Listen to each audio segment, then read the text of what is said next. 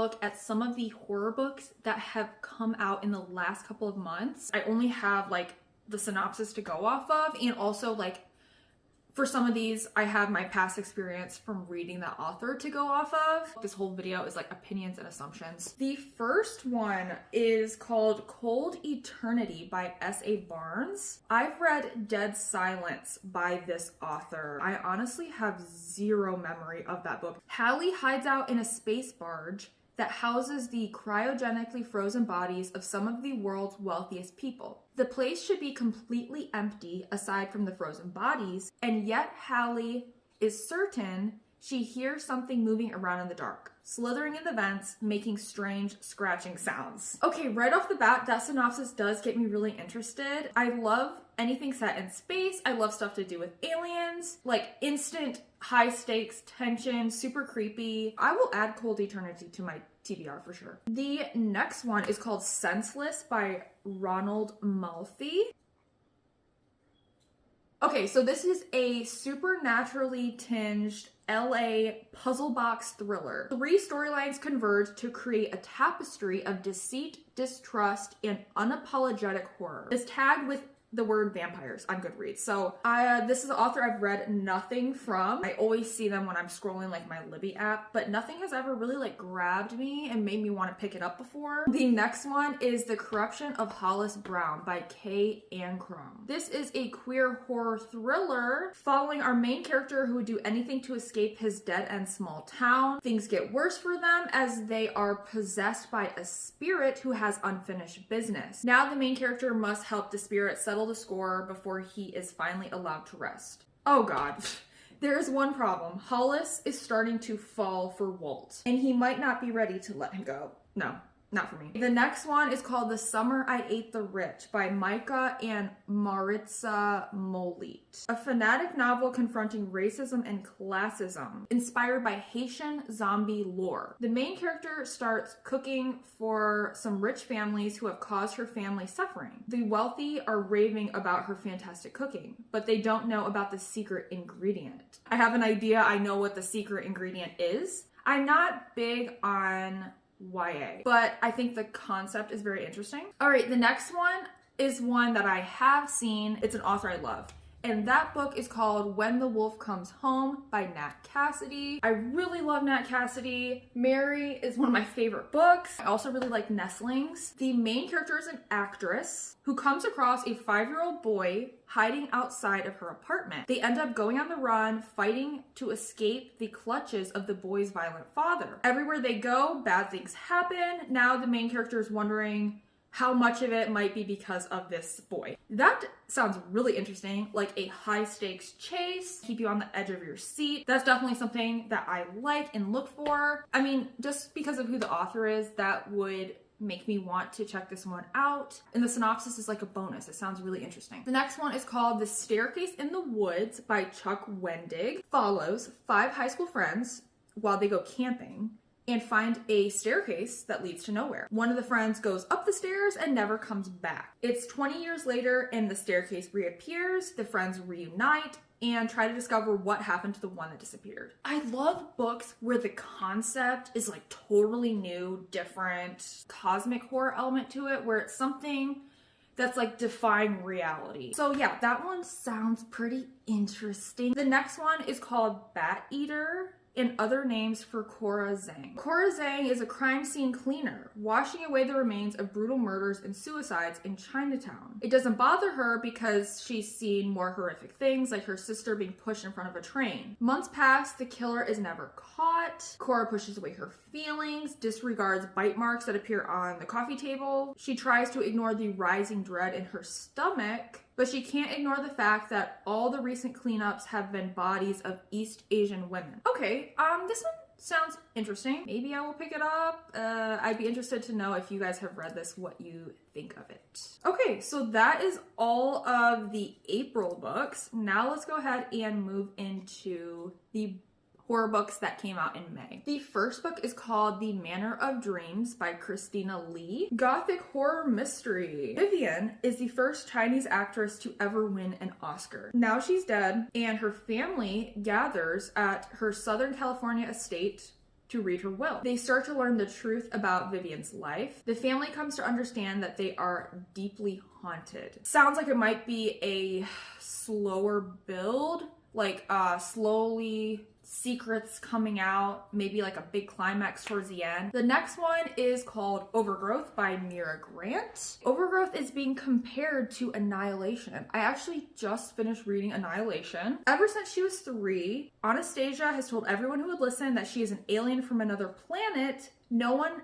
ever believes her. Now there is an alien signal being broadcast around the world, and the main character knows her family is finally coming to get her and bring her home. If only the world listened to her, they might have heeded her warning. It sounds interesting. I like the concept of aliens. I did not like the book Into the Drowning Deep. Oh my gosh. It had like a really cool concept of like killer mermaids, but it was way too long. And it got bogged down by so much like scientific descriptions and really, really lengthy descriptions. So that one bored me. If it's gonna be like 500 pages and read like Into the Drowning Deep, then I probably won't pick it up. The next one is called Immaculate Conception by Ling Huang. Anka meets Mathilde in art school and is instantly drawn to her. When Mathilde's fame and success causes her to begin drifting away, Anka becomes desperate to keep her close. Enter Scaffold, a cutting-edge technology that could allow Anka to inhabit Mathilde's mind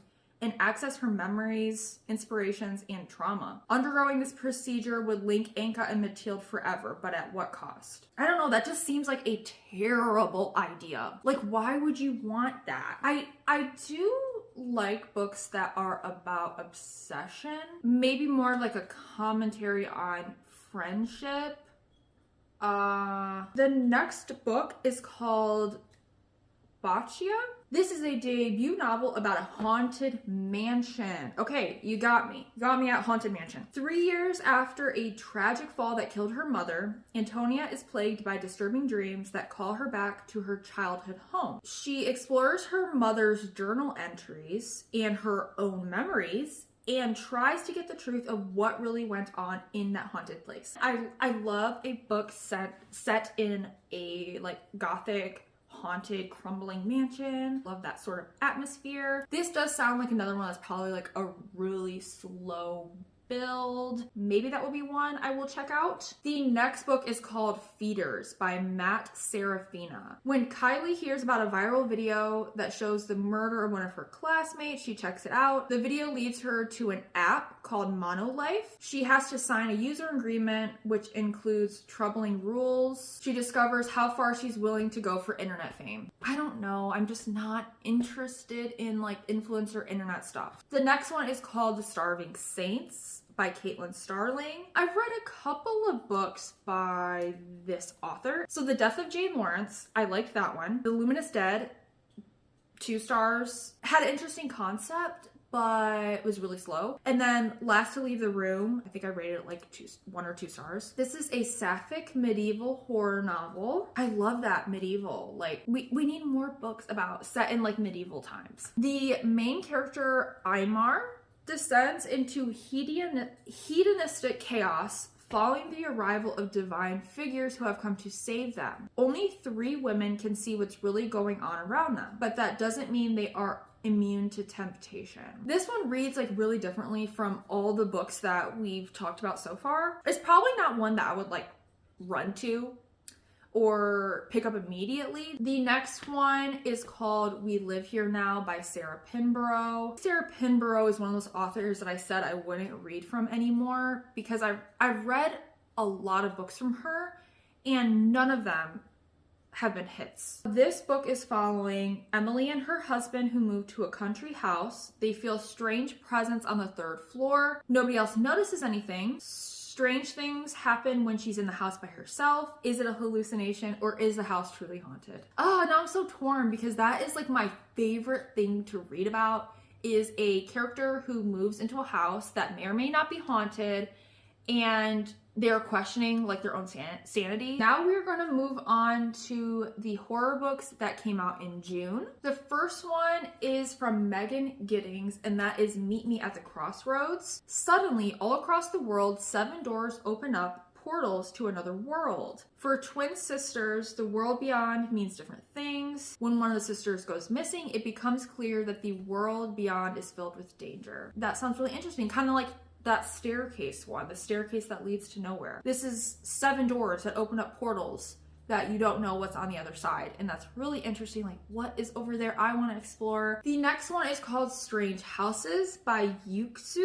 Is there anything creepier than a mysterious house with an unfathomable floor plan? Love that. Love the concept of a house with like extra rooms that don't make sense or hallways that go on longer than they should. When a writer purchases this house, he realizes that there are strange dead spaces between the walls. Do the spaces have something to do with the disappearance of the previous owner? This is a Japanese mystery horror sensation. This one definitely grabs me for the concept. I'd be interested to give it a try, seeing if I get along with the writing style. The next book, Bury Our Bones in the Midnight Soil by V.E. Schwab. I have like things from V.E. Schwab, for instance, the Vicious series I really enjoyed. I wasn't a fan of the Darker Shades of Magic series by this author. It is a dark vampire novel traversing centuries and continents to tell the story of 3 different women. 1532, Maria is offered a choice that would give her power beyond anything afforded to women of her time. In London, 1827, Charlotte feels like an outsider in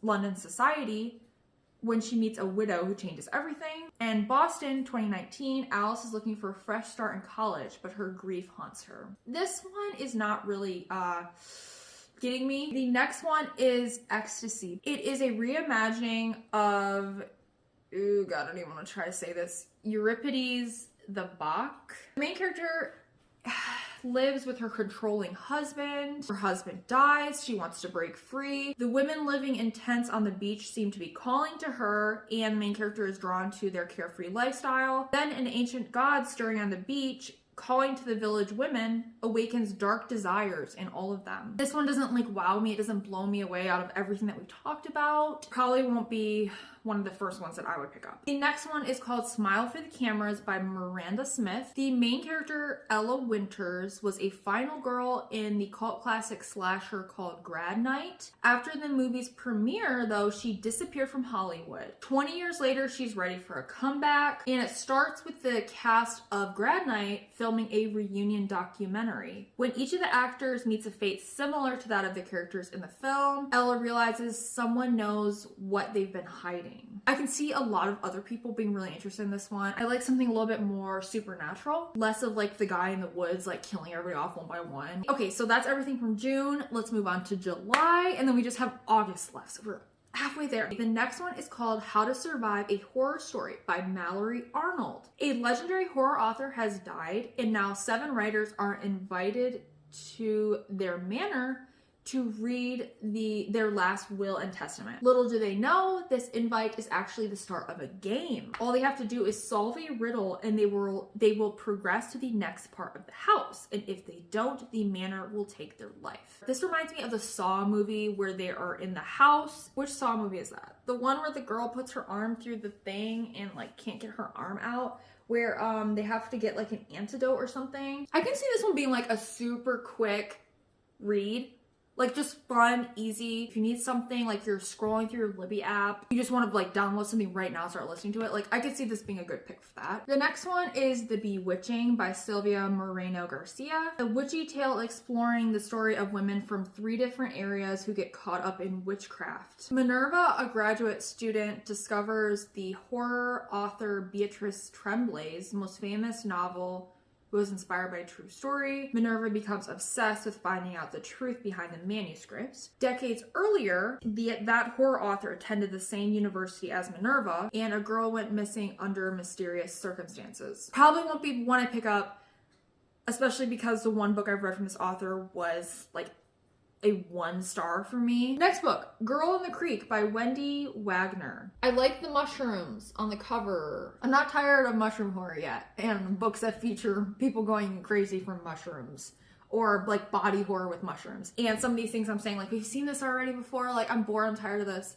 I'm not tired of the mushrooms yet. A perfect read for fans of T. Kingfisher and Jeff Vandermeer's Cli-Fi cosmic horror. I've seen this term cli-fi and I have no idea what it means. A genre of fiction that deals with the impacts of climate change and global warming. This book is set in a national forest that is a sanctuary for evil, human and alien. Freelance writer Erin Harper arrives to find out what happened to her brother, whose disappearance in the forest has haunted her, but someone else has gone missing. When Erin finds her in the creek, the girl vanishes again, this time from the morgue. And days later, her fingerprints show up at a murder scene. Maybe it's a serial killer, maybe it's the spores infecting the forest and those lost inside. Erin must find answers quickly before anyone else goes missing, but she might be next. There's a lot going on in the synopsis. This might be something that I really enjoy. So I would like to check that one out. The next one, oh my god, there's so many books left. The next one is called House of Beth by Carrie Cullen. After both her relationship and career crash out, Cassie returns to her hometown and reconnects with her high school best friend Eli, now a widowed father of two. Living in a secluded house with Eli and his kids is anything but peaceful. Cassie is haunted by violent dreams, and echoes of Beth, Eli's late wife, are everywhere in the house. Soon, Cassie begins to hear the house itself speaking to her and telling her its secrets. A haunting and seductive tale of a young career woman who slides quickly into the role of stepmother in a life that may still belong to someone else. I find it strange the main character moving in with her high school best friend and then becoming the stepmother of these, like, what? What's going on? What's going on? So then his dead wife is going to haunt her. I like the setting of a secluded haunted house. If I have time, I might find myself picking that one up.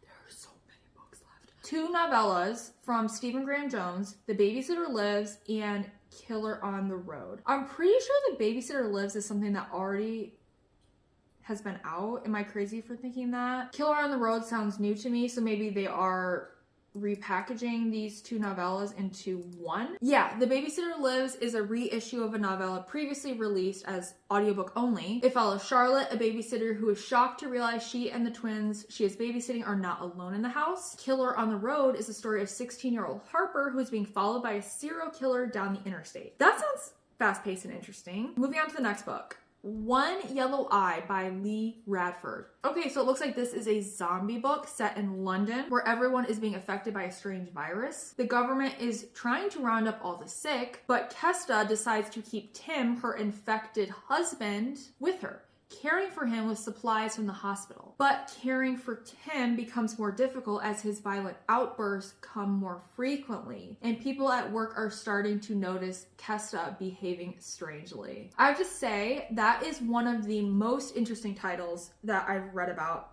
so far of all these books. It's not so much the aspect of like the zombie thing. I mean, that is interesting, but it's the aspect of like the wife having this like dark secret of keeping her husband when he's like a zombie and he could hurt other people maybe, but she doesn't want to let him go. What are going to be like the consequences of that? Probably will pick that one up if I get the opportunity. Next book is called Du Mort by Michelle Tang. It is a horror novella following noblewoman Mina, who feels like an outsider among the other high society people. There is fear of a mysterious entity who has been at her neck, haunting her. Desperately searching for anything to end the agony, she turns to an infamous occultist. She hopes he can help her get rid of what haunts her. What she doesn't expect is how much she will be pulled into his orbit. Sounds like it could turn into a bit of a romance, so maybe not for me. Okay, it was Her House First by Sherry Priest. This is a gothic haunted story set in a cliffside mansion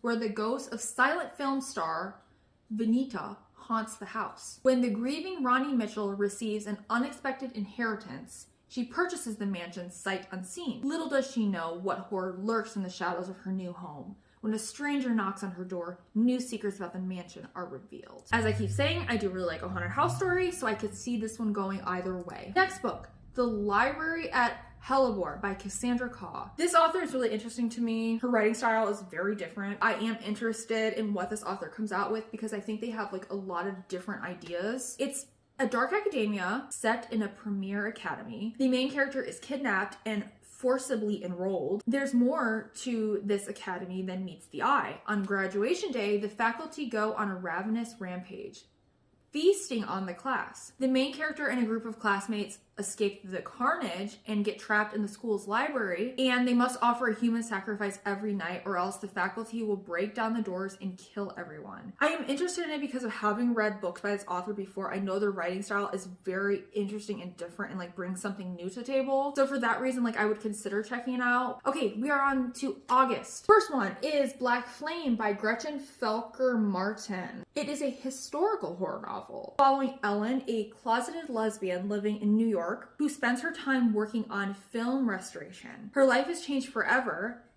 when she's presented with a print of an exploitation film originally thought to be destroyed during the Holocaust. In the face of the occult imagery and queer practices Ellen witnesses on the tape, she is forced to confront her own sexuality. The more time she spends watching the film, the more she becomes convinced that it's all real. It's kind of reminding me a little bit of like The Ring, like a creepy cursed film, and watching it over and over again and like the images seeping into your mind. Wow, okay, oh my god, I have been sitting here for an hour and a half. I'm just gonna like zoom through the rest of them. A Game in Yellow by Haley Piper. Couple Carmen and Blanca find themselves in a rut. Oh, okay, I read the synopsis of this one. I get these things from my library from Bookpage. I don't know if you guys get these. They're really cool because they kind of tell you about like the new books coming out, a little synopsis, and I really like these. So I read about this one, A Game in Yellow, from this, and it just not for me, guys. This one's not for me at all. It's about like the main characters getting into BDSM. The next one is called What Hunger by Catherine Dang. Horror book about female rage. In the summer before high school, Ronnie is a bit adrift. She is often compared to her overachieving older brother. When the unthinkable happens a few nights later, a boy tries to take advantage of her at a high school party. What follows is an inexplicable hunger for raw meat that Ronnie just can't seem to satiate. Ooh, our cover's creepy.